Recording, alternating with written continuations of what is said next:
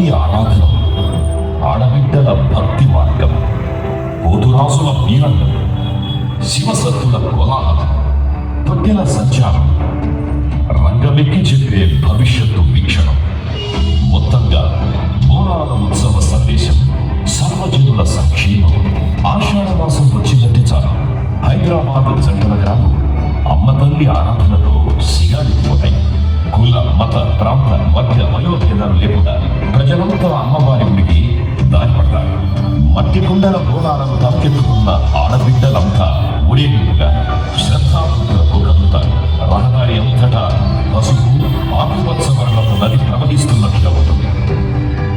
బోనాల పండుగకు మూలాలు మాతృదేవతారాధనలో ఉన్నాయి. అమ్మ తల్లి పేరుతో స్త్రీ దేవతలను పూజించే సంస్కృతి అత్యంత ప్రాచీనమైనది. సింధు నది నాగరికత కాలం నుంచి ఈ సంప్రదాయం వాడుకలో ఉంది. అలాంటి ఆచారం దక్షిణాదిలో ద్రవిడ సంస్కృతిలో అంతర్భాగమై తెలంగాణ నేల మీద కూడా వందలాది ఏళ్ల నుంచి కొనసాగుతూ వస్తుంది. ప్రతి ఏటా కొత్త వానలు కురిసే వేళ ఆషాఢ మాసపు ఆరంభంలో గోల్కొండ కోట జగదాంబిక ఆలయంలో తొలి బోనం సమర్పణతో హైదరాబాద్ బోనాల పండుగ ప్రారంభమవుతుంది. సికింద్రాబాద్లోని ఉజ్జయిని మహంకాళి ఆలయానికి ఒక ప్రత్యేక చరిత్ర.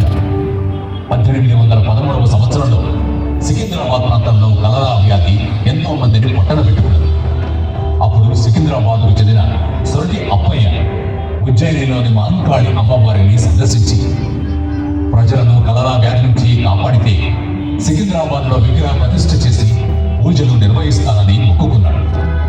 కలరా వ్యాధి తగ్గడంతో 1815లో అమ్మవారిని ప్రతిష్ఠ చేసి ఉజ్జయిని మహంకాళిగా నామకరణం చేశారు. 1864లో ఆలయ నిర్మాణం జరిగింది. అప్పటి నుంచి ఇక్కడ ఉత్సవాలు ప్రారంభమయ్యాయి. ఇక్కడ జరిగే బోనాలను లష్కర్ బోనాలు అంటారు. తొట్టెల ఊరేగింపుకు తోడుగా పోతురాజుల విన్యాసాలు, వివిధ జానపద గ్రామీణ కళాకారుల ప్రదర్శనలతో అంగరంగ వైభవంగా ఉత్సవాలు మొదలవుతాయి. బోనం అంటే భోజనం. ఈ భోజనం అమ్మవారికి భక్తితో అర్పించే నైవేద్యం. కొత్త మట్టి కుండలు పసుపు కుంకుమ బొట్టతో అందంగా అలంకరించి దాంట్లో అన్నము వేసి ఆ కుండ చుట్టూ వేప కొమ్మలను ఆకులను కట్టి దానిపైన మరో చిన్న కుండ, ఆ పైన మట్టి ప్రమిదలో దీపం పెట్టి ఎంతో భక్తి శ్రద్ధలతో బోనం కుండను తయారు చేస్తారు. ఆడపిల్లలందరూ కొత్త వస్త్రాలు ధరించి ఎంతో నిష్టగా వాటిని తలపైకి కొని సామూహికంగా కలిసి అమ్మవారి గుడికి ఊరేగింపుగా వచ్చి బోనాలను సమర్పిస్తారు. అమ్మవారి దగ్గర సాగ పోసి పిల్లా పాపలు కుటుంబ దగ్గరను అందరినీ సరళంగా చూడాలని అమ్మవారిని వేడుకుంటారు. మల్లమ్మ, మాయమ్మ, మైసమ్మ, నల్లపోచమ్మ, గడ్డి మైసమ్మ, బత్తి పోచమ్మ, గోల్కొండ జగదాంబిక, లాల్ దర్వాజా సింహవాహిని, ఉజ్జయిని మహంకాళి, బల్కంపేట ఎల్లమ్మ, పోచమ్మ, పేరేదైనా అమ్మవారు ఒక్కరే. ఆ అమ్మవారిని కొలిచే ప్రజల భక్తి ఒక్కటే. బోనాల పండుగలో భక్తి మాత్రమే కాదు, లోక కళ్యాణం కూడా ఉంది. ఆషాఢ మాసంలో విజృంభించే రోగకారక క్రిములు, సూక్ష్మజీవులను, ప్రజలను రక్షించే ఆరోగ్య సూత్రాలు ఈ బోనాల పండుగలో ఇవి ఉన్నాయి. బోనాల పండుగలో విరివిగా వాడే పసుపు, వేపాకుల కొమ్మలలోని యాంటీబయోటిక్ లక్షణాల వల్ల ఈ కాలంలో వచ్చే వ్యాధులు నిరోధించబడ్డాయి. వీటితో చేసే పంటలు, ఆహారాలను తినడం వల్ల ప్రజల్లో రోగనిరోధక శక్తి పెరుగుతుంది. అంతేకాదు, రేపేం జరుగుతుందో తెలుసుకోవాలనుకునే మానవ ఆసక్తికి అవకాశాన్ని ఇచ్చేది బోనాల పండుగ.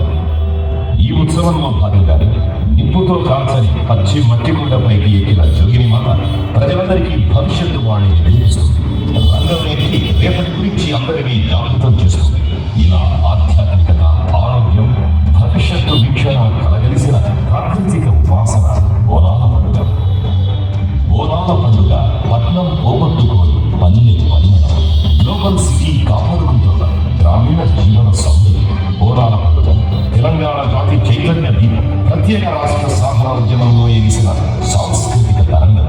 అందుకే బోనాల పండుగ తెలంగాణ ప్రభుత్వం రాష్ట్ర పండుగగా ప్రకటించింది. 400 కోట్ల ప్రజల నమ్మకాన్ని గౌరవిస్తూ ముఖ్యమంత్రి శ్రీ రేవంత్ రెడ్డి గారి సారథ్యంలోని ప్రజాప్రభుత్వం ప్రజాభీష్టానికి అనుకూలంగా బోనాల పండుగకు 20 కోట్ల రూపాయలను కేటాయించింది. తెలంగాణ ప్రజల విశ్వాసాలను, తెలంగాణ మధ్య అస్తిత్వ ఆకాంక్షలను గౌరవించే ముఖ్యమంత్రి బోనాల పండుగ మున్నెన్నడూ లేనంత వైభవంగా ప్రజా భాగస్వామ్యంతో జరిగేలా ప్రభుత్వం ప్రభుత్వ యంత్రాంగాన్ని సన్నద్ధం చేశారు.